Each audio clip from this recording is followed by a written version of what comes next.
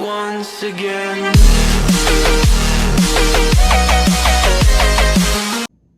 E aí, rapaziada, mais um aulão com o tio Dani, tá?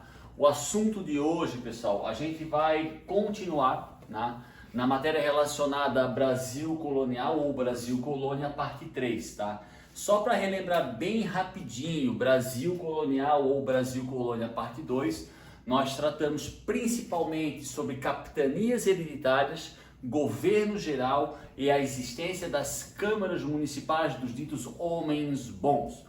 Continuando, pessoal, no século XVI e século XVII, dentro do contexto de Brasil colonial, você deve estar se perguntando, né? Tá, professor, o senhor está falando que é Brasil colonial, mas nós estamos vendo aqui no quadro a Aline Gastaldi, bandeira de...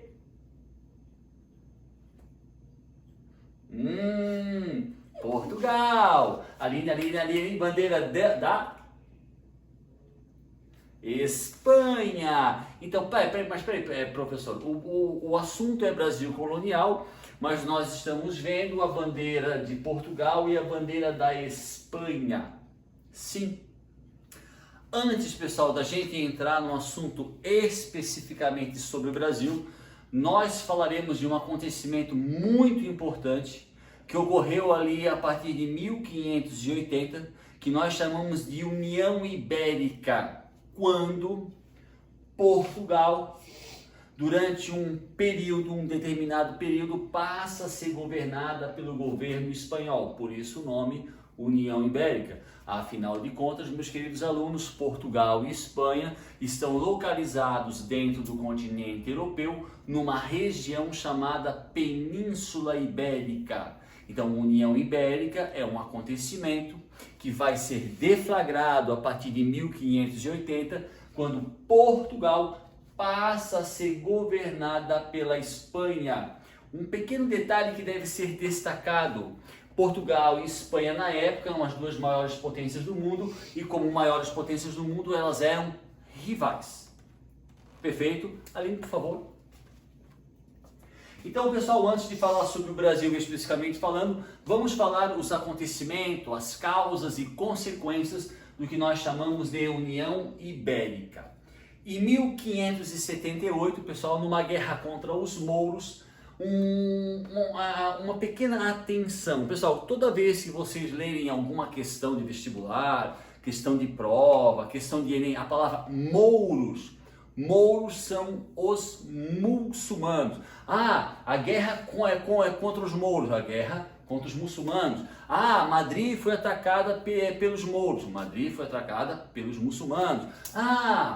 O rei português Dom Sebastião, em 1578, em uma batalha contra os mouros, ele desapareceu. Morreu? Foi preso?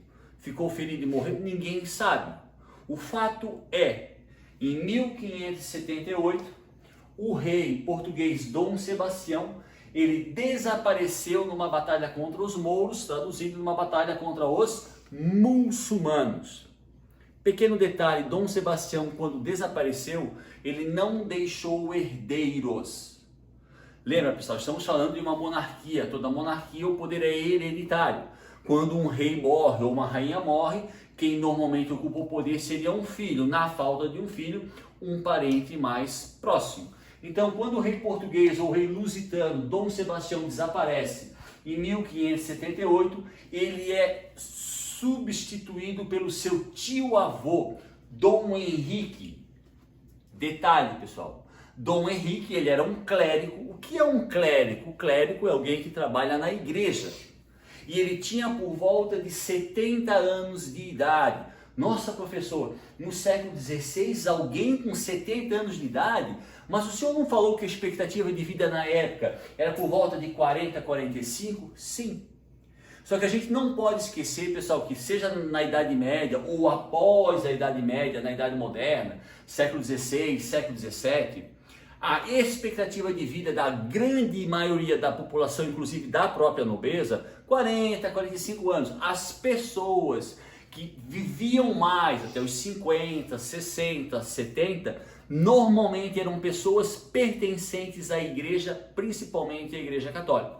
Então, como Dom Sebastião desaparece sem deixar um filho, um herdeiro mais próximo, ele é substituído no trono, né? Há uma sucessão do trono, onde o trono vai ser ocupado por Dom Henrique, que, se eu não me engano, pessoal, era bispo da Igreja Católica, mas também tio-avô de Dom Sebastião, com mais de 72 anos de idade. Devido à sua idade, Dom Henrique governa de 1578 até 1580. Então, um governo muito breve, porque ele morre rápido. Afinal de contas, ele já tinha uma idade para a época, pessoal, muito além da expectativa de vida. Então, em 1580, quando Dom Henrique morre, passa a haver um grande problema, aliás, I'm sorry, com relação à sucessão do trono português. Existiam 3 pessoas que poderiam ser o sucessor de Dom Henrique, parentes próximos também de Dom Sebastião. Um deles, Filipe II, rei da Espanha. Pessoal, assim, ó, se vocês observarem aqui, ó, Filipe II, rei da Espanha, assume o trono, tá? Então, quando Dom Henrique morre, depois de 2 anos, ou 2 anos e meio como rei de Portugal, porque ele substituiu Dom Sebastião, tá? Há uma luta interna dentro de Portugal para suceder o trono.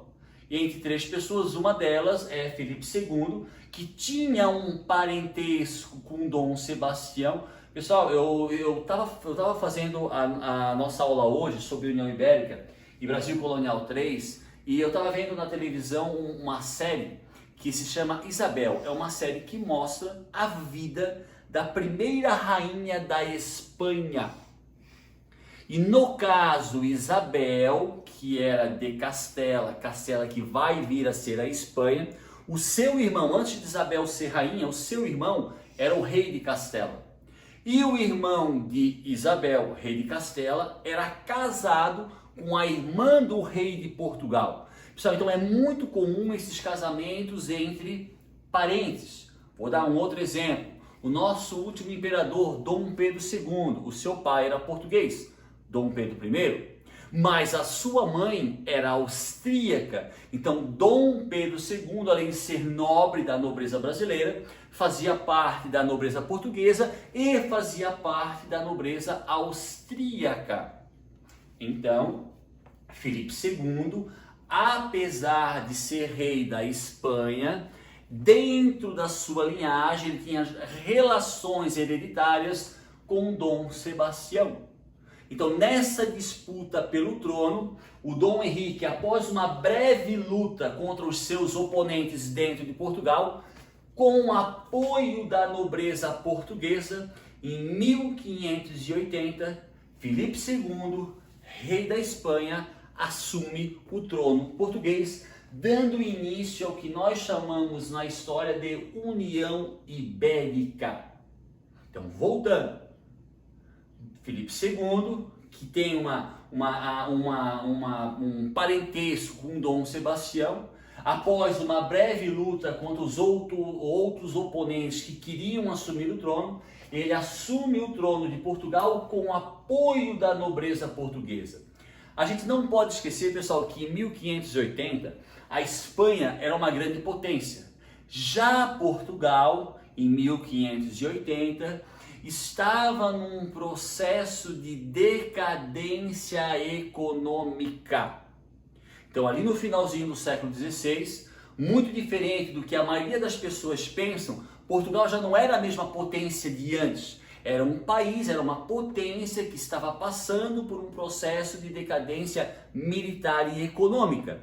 A nobreza portuguesa viu com bons olhos o fato do rei da Espanha assumir o trono português, porque a Espanha em 1580, diferente de Portugal, não era um império em decadência, era um império em ascensão, era uma superpotência. Então, parte da nobreza lusitana, parte da nobreza portuguesa achou, bom, se o rei da Espanha, Filipe II, assume o trono português, Portugal volta a se desenvolver militarmente e economicamente. Então a União Ibérica, pessoal, ela acontece com o apoio de grande parte da sociedade portuguesa. E Filipe II, que não era burro nem nada, quando ele assume o trono português, para manter uma boa relação com a nobreza portuguesa, cargos governamentais, inclusive nas colônias, continuam na mão dos portugueses. O que significa isso? O Filipe II, ele assume o trono de Portugal com o apoio de grande parte da nobreza portuguesa. Para não criar um atrito, pessoal, com essa mesma nobreza, os cargos governamentais, seja em Portugal ou nas colônias de Portugal, inclusive no Brasil, continuam a ser ocupados por nobres portugueses. Essa foi uma forma muito inteligente, né?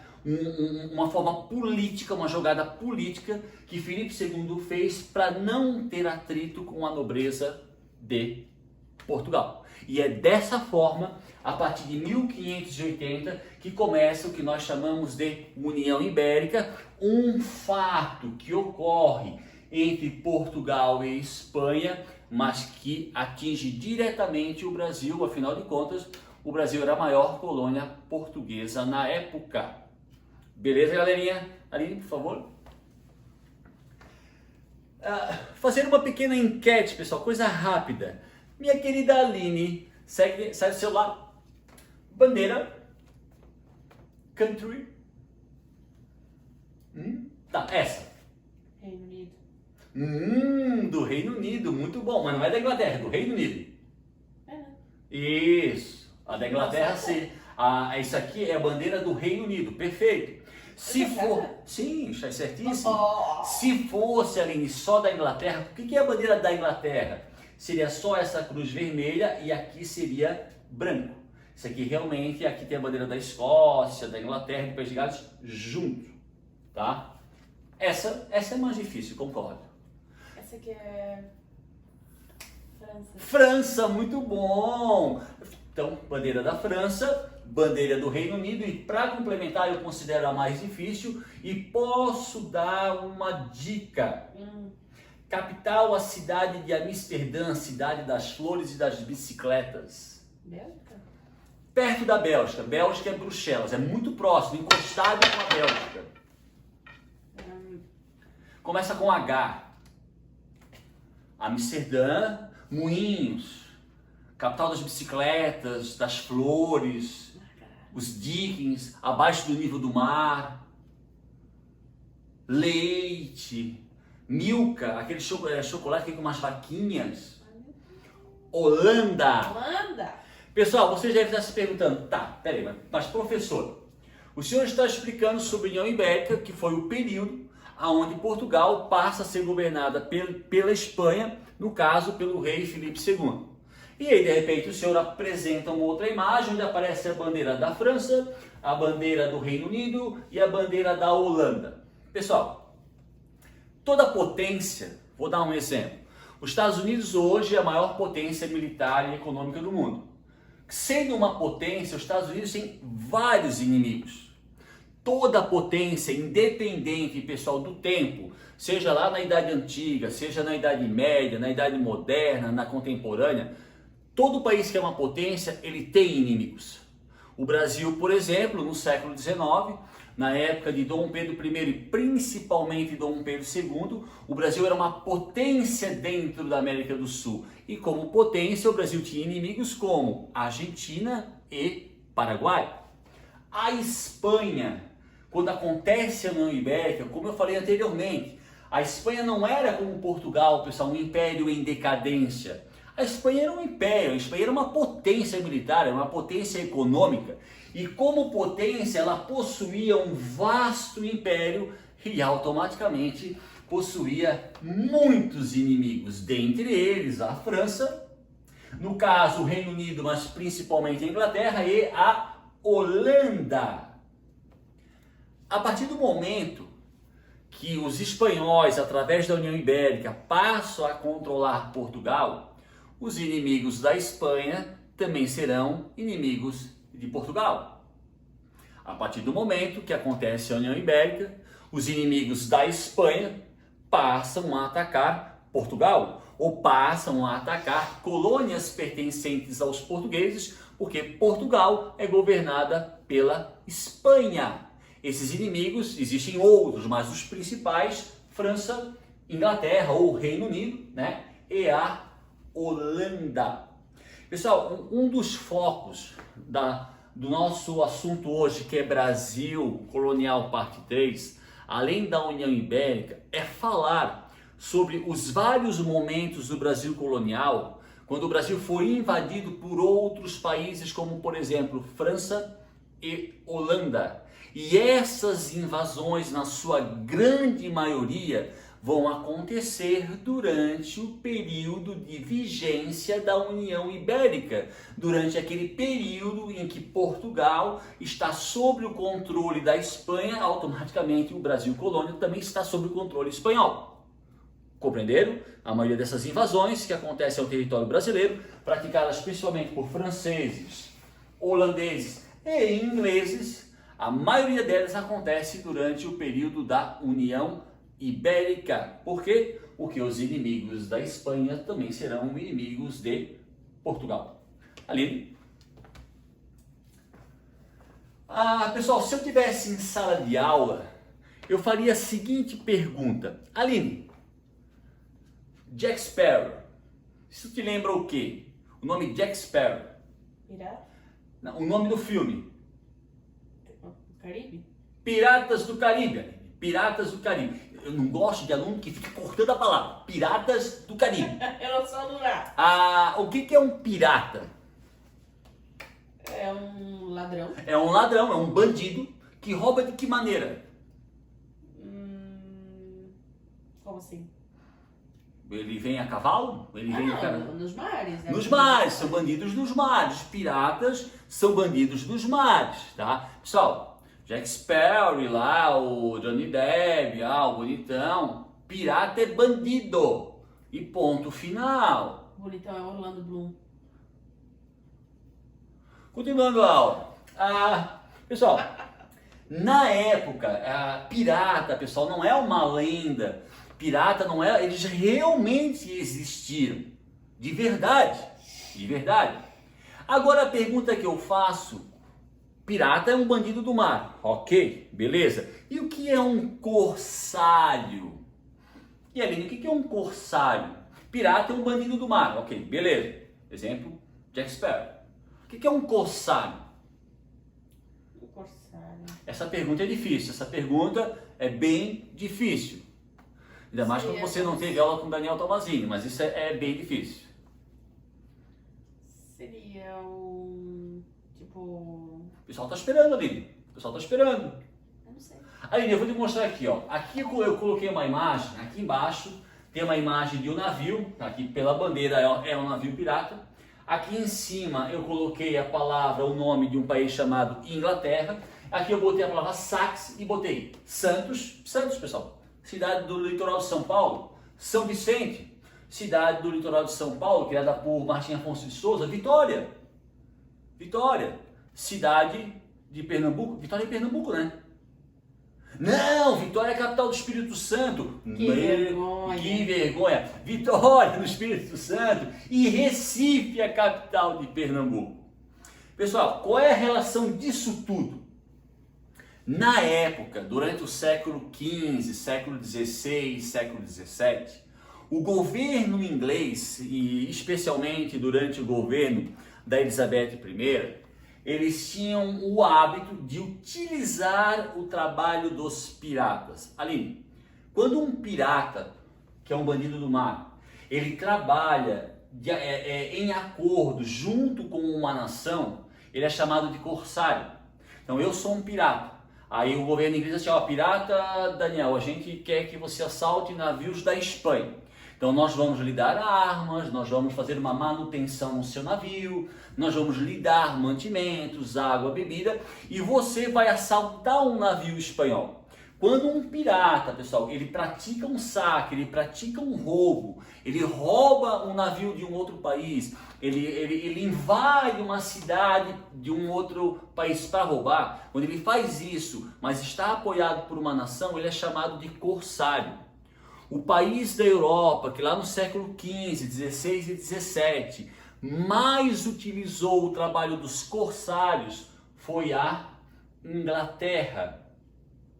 E ali no século XVI, patrocinados pela Inglaterra, vários piratas de origem inglesa assaltaram e saquearam cidades como Santos, São Vicente, Vitória no Espírito Santo e a cidade de Recife. Isso durante o período da União Ibérica. Período em que Portugal estava sob o domínio dos espanhóis. Então, corsário, pessoal. O Jack Sparrow, por exemplo, se vocês observarem no filme Piratas do Caribe 1, vocês podem observar que ele fala com nobres ingleses. Ele tem reuniões com a nobreza inglesa. Por que os nobres ingleses teriam uma reunião com um pirata? Porque o Jack Sparrow, pessoal, ele fazia trabalhos para o governo inglês. Ele era um corsário. Isso era muito comum na época, principalmente partindo do governo inglês, que patrocinava os piratas ou os corsários para saquear navios e cidades de colônias de outros países. Aqui eu estou citando, pessoal, Santos, São Vicente, Vitória e Recife, porque o título da nossa aula é Brasil Colonial, mas eles assaltavam colônias de outros países, navios de outros países. Beleza? Principalmente durante o governo de Elizabeth I, a rainha que morreu sem deixar herdeiros. Próxima imagem ali. França. Pessoal, o território brasileiro ele foi invadido pelos franceses em 3 ocasiões. Tá? Em 1555, então aí um pouquinho antes da União Ibérica, tá? Franceses huguenotes. Galera, lembra quando a gente estudou o absolutismo francês, Reforma Protestante, João Calvino, a criação do calvinismo? E aí eu perguntei, galera, como é que se chama um calvinista que nasce na Inglaterra? Ah, professor, puritano. Então, rapaziada, como é que se chama um calvinista que nasce na França? Huguenote. Em 1555, então um pouquinho antes da União Ibérica, que começa em 1580, a região da Baía da Guanabara, que seria hoje o município do Rio de Janeiro, ela é invadida por franceses de origem ou de crença huguenote. O objetivo deles, pessoal, aqui hoje é a região do Rio de Janeiro, era formar a França Antártica. Formar um país, uma colônia francesa ali, mas de origem huguenote. Lembrando, pessoal, muitos desses huguenotes que vieram até o Brasil, que dominaram essa região que hoje seria o Rio de Janeiro, eles estavam fugindo de perseguições no território francês, que era na época um país extremamente católico. Esses franceses, na sua grande maioria huguenotes, para invadir, pessoal, ou para resistir à pressão dos portugueses, que afinal de contas era um território português, estipulado pelo Tratado de Tordesilhas, eles foram apoiados pelos índios tamoios. Pessoal, um aspecto do período colonial muito frequente, muito recorrente, eram quando as civilizações indígenas, povos indígenas, apoiavam os colonizadores contra outros colonizadores. Então, os tamoios, que era uma civilização indígena, apoiaram os franceses quando eles dominaram a região que hoje é o Rio de Janeiro.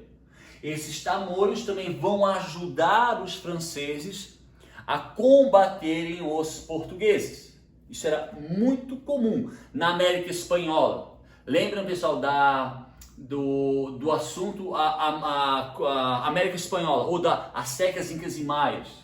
Como é que grandes impérios como o Azteca foram destruídos por poucos espanhóis?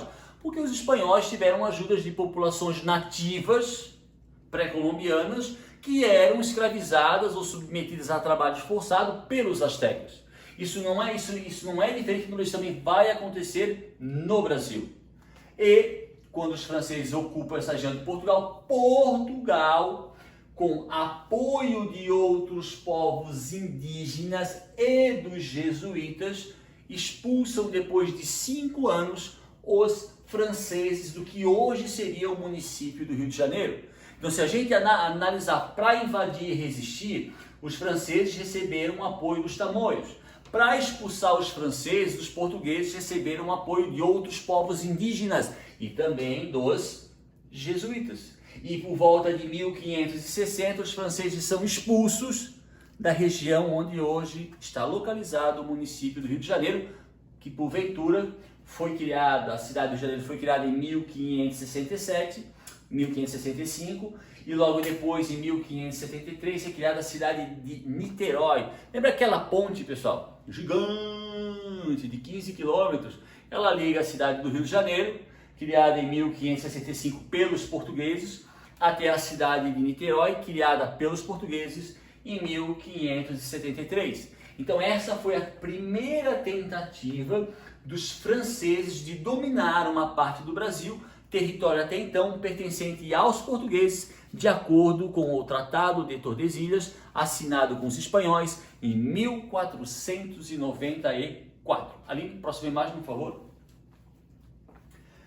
Como os franceses fracassaram, pessoal, ali na região da Guanabara, em 1612, agora sim, durante o período da União Ibérica, eles tentam uma nova investida contra o Brasil português. Lembrando que nessa época, Portugal estava sob o domínio dos espanhóis.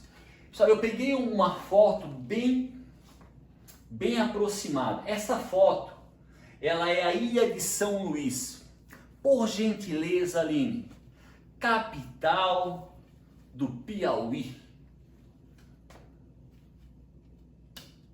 Se tu me disser que é São Luís, eu vou dar com o pau na cabeça. Capital do Piauí. Teresina. Aline, capital do estado do Pará, um dos maiores estados do Brasil. Capital do Pará. Cidade de Belém, Aline. Capital do Maranhão. Por que eu falei Pará e Piauí? Porque são 2 estados e no meio está o Maranhão. Capital do Maranhão. Cidade de São Luís.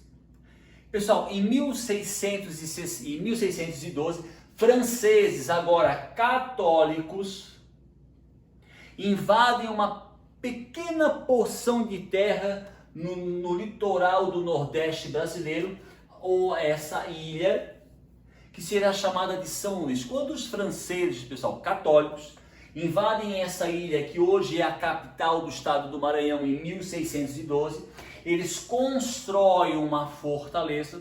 Em volta dessa fortaleza cresce, surge um pequeno aglomerado urbano, e esse aglomerado, essa fortaleza, vai ser chamada pelos franceses de São Luís. Por que São Luís? Porque os franceses estavam homenageando o rei francês Luís XIII, pai de Luís XIV, o Rei Sol, o Estado sou eu, o Palácio de Versalhes.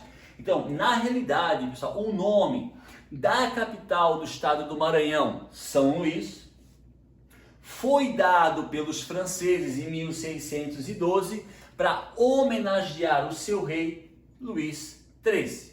Eles criaram uma fortaleza, em volta dessa fortaleza criou-se uma estrutura urbana chamada de São Luís, em homenagem ao rei Luís XIII. Os franceses são novamente expulsos por portugueses e espanhóis, porque é o período da União Ibérica, e eles saem, eles fogem dessa região. Mas os portugueses se aproveitam dessa área urbana e ali eles criam a capital do que hoje seria o estado do Maranhão. Mas o nome São Luís não é dado pelos portugueses, é dado pelos franceses. Então, segunda tentativa de fixar uma área de domínio dentro de um território pertencente aos portugueses, no caso, dentro do território brasileiro. Aline, mais uma. Foi forte? I'm sorry.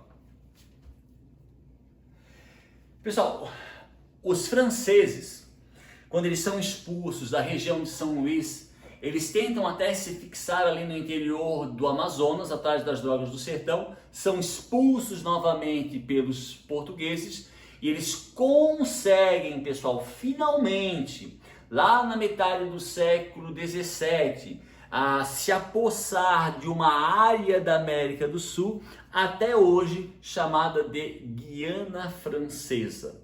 Então houveram 3 tentativas: o Rio de Janeiro, que foi fracassada, São Luís, uma tentativa de dominar ali uma parte no interior do Amazonas, fracassada também, até que eles dominam uma região que até hoje é uma colônia francesa e se chama Guiana Francesa.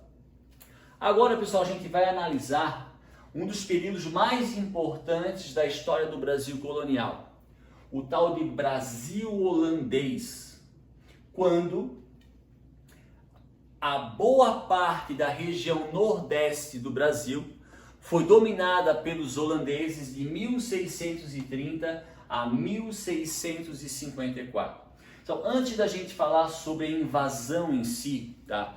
A gente tem que analisar o que era a Holanda, pessoal, aí em meados do século XVII. Pessoal, a Holanda era um país extremamente comercial, um país com bancos, um país que os holandeses é que compravam o açúcar mascavo produzido no Brasil dos portugueses, refinavam esse açúcar, branqueavam esse açúcar e jogavam no mercado europeu e ganhavam cifras astronômicas.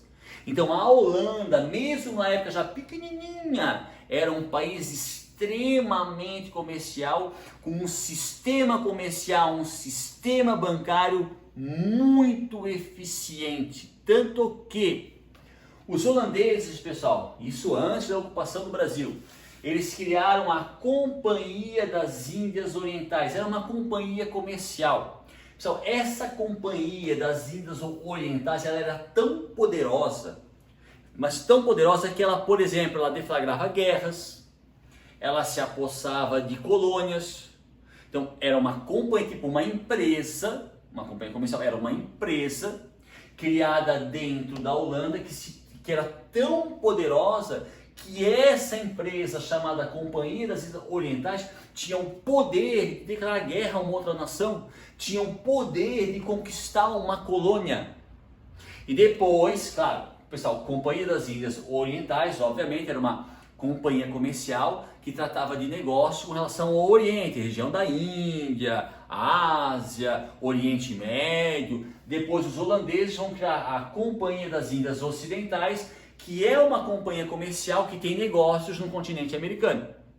Mas são 2 companhias, principalmente a primeira, que de tão poderosas tinham até o direito e a liberdade de declarar guerra a uma nação qualquer, tá?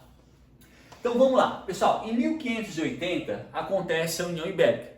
Então os espanhóis, no caso Filipe II, com o apoio da nobreza portuguesa, ele passa a ser o rei de Portugal também. Sendo o rei de Portugal, então os espanhóis também, eles dominam as colônias portuguesas, inclusive o Brasil, mas para não criar um atrito com a nobreza lusitana, o Filipe II permite que os cargos governamentais dentro de Portugal e nas suas colônias continuassem nas mãos dos portugueses, beleza? Uma coisa que pouca gente sabe, pessoal, apesar da Holanda, tá, ser uma região já na época muito desenvolvida, ela era uma região que sofria uma grande influência espanhola, ao ponto de quase ser considerada uma colônia espanhola, apesar de desenvolvida militarmente, financeiramente. Pelo fato da Espanha ser uma potência, os holandeses sofriam uma influência muito grande do governo espanhol, ao ponto da Holanda quase ser uma colônia da Espanha. Em 1581, então um ano após o início da União Ibérica, os holandeses proclamam a sua independência com relação à Espanha. A partir desse momento, é deflagrada uma guerra entre Holanda e Espanha, que nós chamamos da Guerra de Independência da Holanda.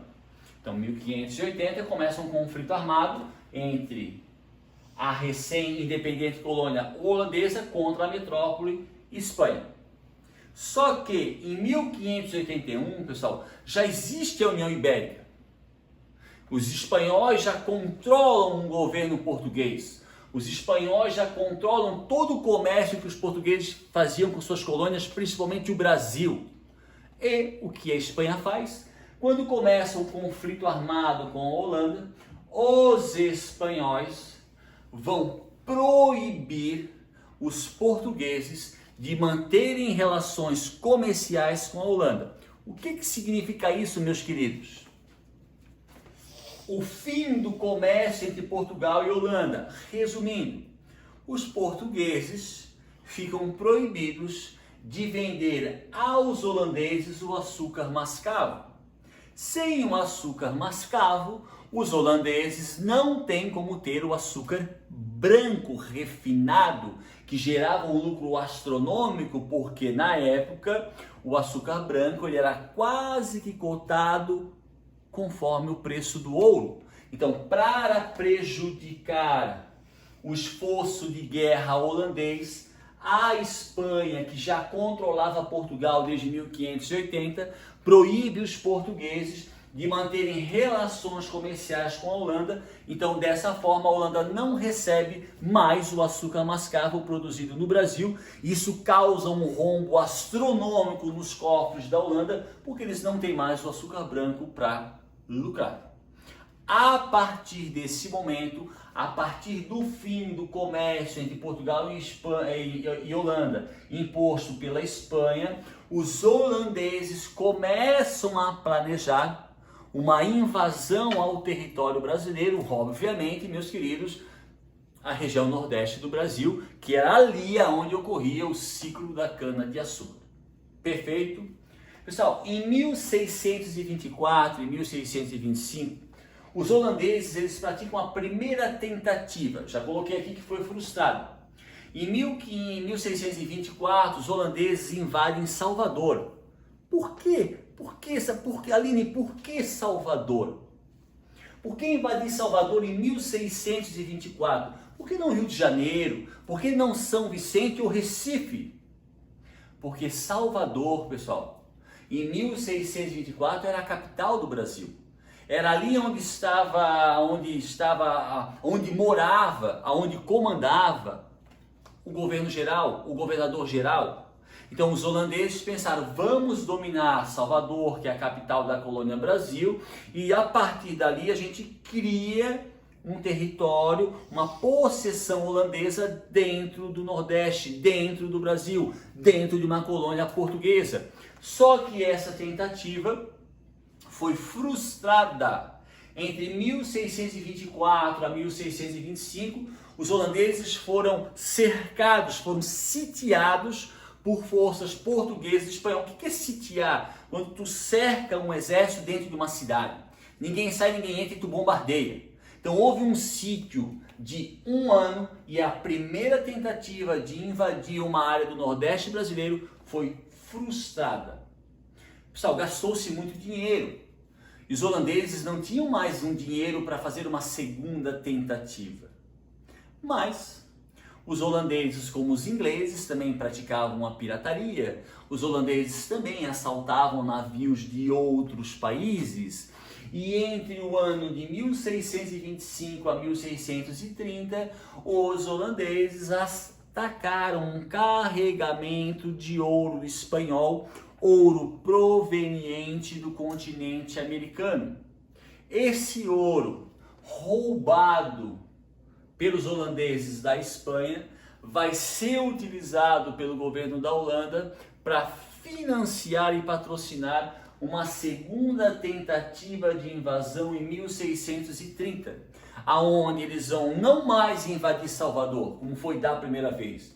Eles vão invadir a cidade de Olinda e Recife. Lembrando, meus queridos, que em 1630 a capital de Pernambuco não era a cidade de Recife como é hoje, era a cidade de Olinda, só que Olinda e Recife são cidades coladas, tipo Florianópolis e São José. tipo a cidade de São Paulo e São Bernardo do Campo, são cidades coladas. Então, nessa segunda tentativa financiada com ouro roubado dos próprios espanhóis, os holandeses entram no Nordeste brasileiro através da cidade de Olinda e Recife, e a partir dessa segunda tentativa eles consolidam um domínio numa região do Brasil, no caso de boa parte da região Nordeste e no caso todo o litoral do Nordeste, que é mais ou menos ali da Bahia até o litoral do Maranhão. E aí acontece, vai ser instalado o que nós chamamos do Brasil holandês, aonde os holandeses vão dominar a região Nordeste, vão dominar a produção de cana-de-açúcar de 1630 a 1654. Perfeito, galera? Aline, próxima imagem. Características do período em que os holandeses governaram a Nova Holanda, ou o Brasil holandês. Liberdade religiosa, a gente não pode esquecer, pessoal, que os holandeses, a religião predominante na Holanda da época era a religião calvinista. Mas os holandeses não obrigaram as pessoas ali do Nordeste brasileiro de serem calvinistas. Então a liberdade religiosa é uma característica bem marcante do período em que os holandeses governaram o Nordeste do Brasil. Segundo, empréstimos facilitados aos senhores de engenho. Pessoal, para invadir o Nordeste brasileiro houve guerra. E essa guerra, depois que os holandeses invadem o Nordeste, ela se estende até um período. O que os holandeses fizeram para manter uma relação da boa vizinhança, principalmente com os senhores de engenho? Eles concederam de forma facilitada empréstimos para que esses senhores de engenho reconstruíssem os seus engenhos e voltassem à atividade açucareira. Por quê? Qual era o objetivo, pessoal, da Holanda quando invade o Nordeste do Brasil? Não é só se apossar de terra, é ter o controle da produção do açúcar mascavo para poder voltar a produzir o açúcar branco. Então não seria inteligente por parte da Holanda reprimir ou destruir os senhores de engenho, porque são esses caras que vão produzir o açúcar mascavo. Então, uma das principais características do período em que a Holanda governa o Nordeste, além da liberdade religiosa, é a concessão de empréstimos facilitados. Não se esqueçam que, na época, a Holanda tinha um sistema bancário muito eficiente aos senhores de engenho. Outro detalhe, para proteger a região, os holandeses do Nordeste fundaram várias fortalezas. Um pequeno detalhe, pessoal, essas fortalezas, muitas delas fundadas pelos holandeses no litoral nordestino, vão dar origem a cidades que hoje são capitais de estados do Nordeste. Aline, Fortaleza não te diz nada? Fortaleza. Capital do Ceará? Fortaleza. Pensa nisso, não esqueça, não dorme. Os holandeses, pessoal, obviamente que eles vão ter o controle da produção de cana-de-açúcar, do açúcar mascavo, e eles precisam de uma estrutura para escoar esse açúcar até a Holanda. Reformas de portos para o escoamento da produção de cana. Então os holandeses vão fazer toda uma reforma estrutural dentro do Nordeste com o objetivo de garantir que esse açúcar mascavo produzido por esses senhores de engenho chegasse de forma muito eficiente à Holanda para lá ser refinado, branqueado e jogado no mercado europeu. Perfeito?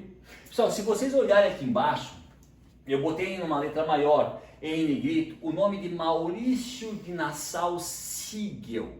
E logo embaixo eu botei a palavra prosperidade.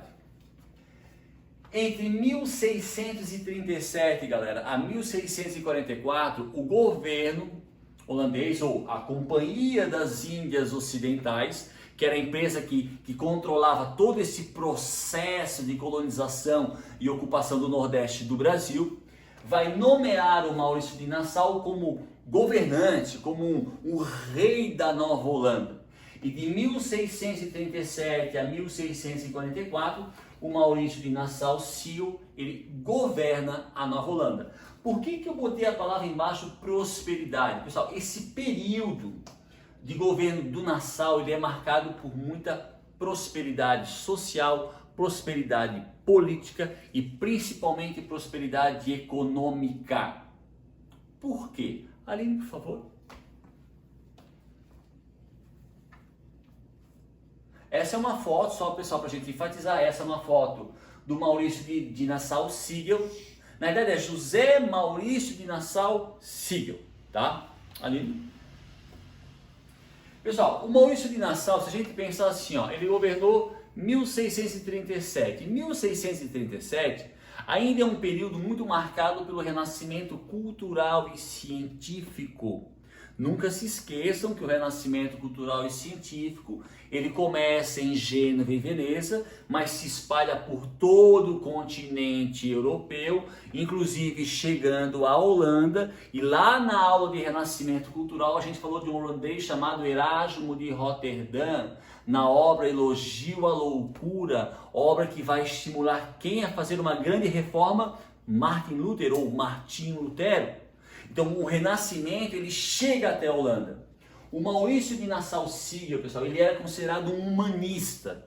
Quando ele é nomeado pela Companhia das Índias Ocidentais para governar a Nova Holanda ou o Nordeste holandês, tá? Ele traz com eles astrônomos, naturalistas, pintores, historiadores, escritores. Ele vai promover, pessoal, na cidade de Recife, um conjunto de obras estruturais que vai tornar Recife uma cidade, para a época, extremamente moderna. Se eu não me engano, eu nunca fui para Recife, mas eu já vi algumas fotos. Se eu não me engano, existe lá uma casa que hoje é um museu, que seria a casa onde teria morado Maurício de Nassau. O Maurício de Nassau também, ele praticou o mecenato. Mecenato, professor. Mecenato, galera, é uma característica muito marcante do renascimento cultural e científico. O que é isso? Quando nobres, quando burgueses ou a própria Igreja Católica financiava artistas. Então, o Maurício de Nassau, pessoal, ele foi influenciado pelo renascimento cultural e científico. Ele traz toda essa obra de astrônomos, ele vai financiar, pessoal, a quantidade de pinturas que existem sobre o Nordeste brasileiro no período em que os holandeses governaram aquela parte do Brasil é imensa. E boa parte desses pintores ou dessas pinturas foram realizadas durante o governo do Maurício de Nassau, porque ele era um mecenas, porque ele praticava o mecenato. Um outro detalhe, para fazer, pessoal, com que a população não se revoltasse, para fazer com que a atividade econômica e açucareira prosperasse, ele vai renegociar os créditos, renegociação de créditos aos senhores de engenho. Como eu já tinha falado antes, ele vai emprestar dinheiro de forma mais facilitada, a juros baixos aos senhores de engenho. É por isso, pessoal, que nesse período que o Maurício de Nassau ele governa, não existem conflitos. Inclusive, a população da Nova Holanda, nesse período do Maurício de Nassau, nem quer voltar a pertencer a Portugal ou aos espanhóis. Primeiro, liberdade religiosa. Segundo, ele promove várias reformas estruturais que melhoram a cidade de Recife. Terceiro, ele colabora financeiramente com os senhores de engenho, que é a galera que politicamente controlava a região. Um outro detalhe, ele vai autorizar, ele vai ordenar a invasão de colônias portuguesas na África. Mas, professor, Maurício de Nassau, ele tinha como objetivo governar a Nova Holanda. Ok, tinha. Mas por que ele vai mandar invadir colônias portuguesas na África? É simples. A mão de obra utilizada nos canaviais do Nordeste, pessoal, é a mão de obra escrava africana. Então, para produzir o açúcar mascavo, para que a atividade açucareira prosperasse, era necessária a mão de obra escrava africana. Só que essa mão de obra escrava africana vinha de colônias portuguesas na África. Para que essa mão de obra continuasse a vir para o Nordeste holandês, o Maurício de Nassau vai incentivar e comandar a invasão de colônias portuguesas na África. E isso vai colaborar e ajudar muito com os senhores de engenho. Então, pessoal, não estou dizendo que o Maurício de Nassau era um anjo, era um docinho de coco, mas ele criou um sistema político, econômico e social que colaborava com os objetivos da Holanda. Quais eram os objetivos da Holanda? Açúcar mascavo. Então ele faz uma relação de boa vizinhança com os senhores de engenho, com a população do lugar, para que não houvesse revoltas e o objetivo principal, que era produzir a cana, prosperasse. Por isso que na outra imagem eu botei Maurício de Nassau, prosperidade. Mas ali por volta de 1644, Maurício de Nassau vai entrar em atrito com o governo holandês, porque a Holanda estava em guerra com a Espanha. A Holanda precisava de dinheiro e uma das exigências da Companhia das Índias Ocidentais sobre Maurício de Nassau era exigir que os senhores de engenho pagassem as suas dívidas.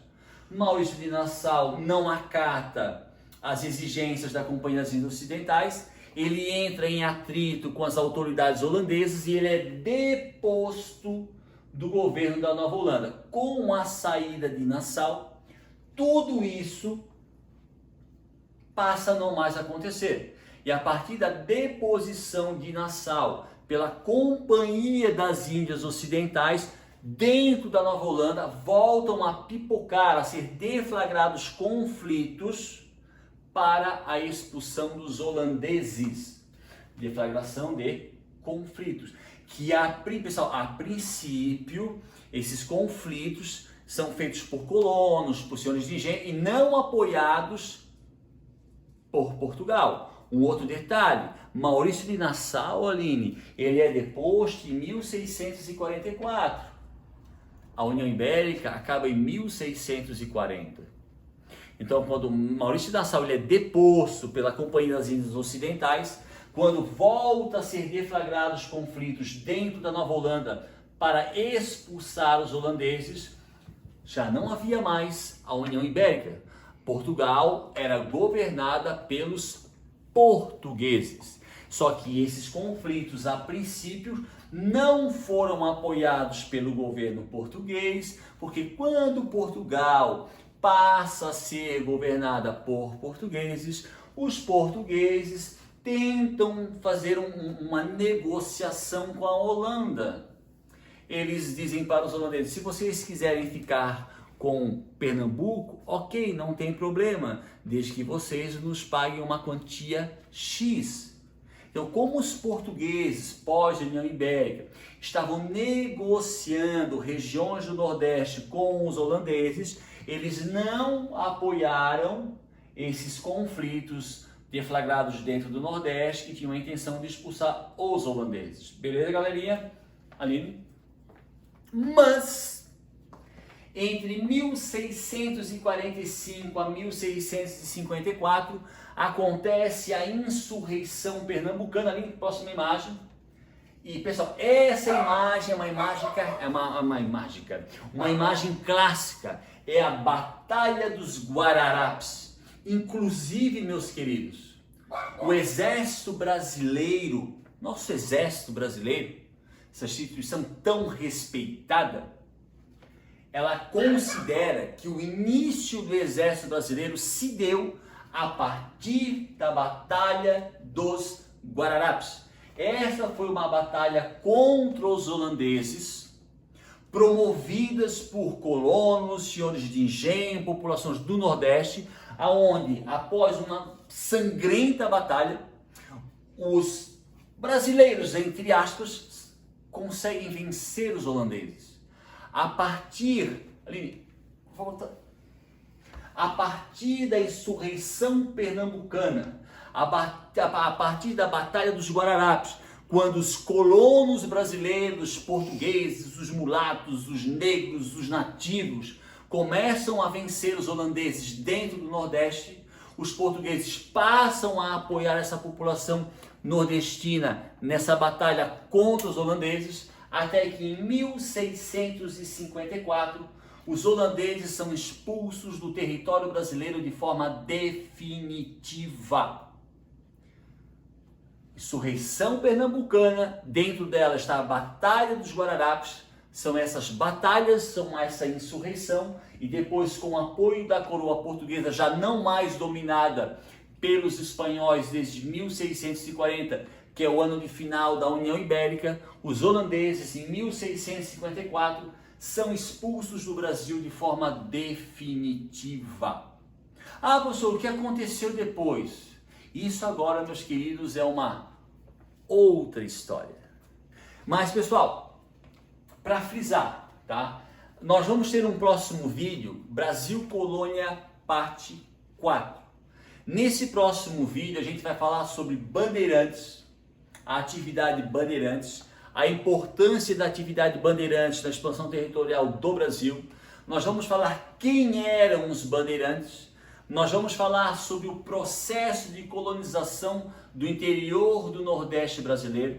E nós vamos também falar sobre o processo de colonização do interior do Sul do Brasil, mais especificamente do interior do que hoje seria, ou do que hoje é o estado do Rio Grande do Sul. E já aí de quebra vamos falar sobre as missões jesuíticas e começar bem de leve, pessoal, o ciclo da mineração. Mas isso apenas na próxima videoaula, Brasil Colônia ou Brasil Colonial, parte 4. Beleza, galera? Espero que vocês tenham gostado da aula, tá? Continuem a anotar. Tem uma dinâmica de estudo, tá? Se inscrevam no canal, curtam e qualquer dúvida, se comuniquem comigo. Beleza, galera? Saudades de todos vocês. Um grande abraço, um grande beijo. Muito obrigado, Aline Gastaldi. Sem você isso não aconteceria, tá? Valeu, rapaziada. Um beijão e durmam com Deus.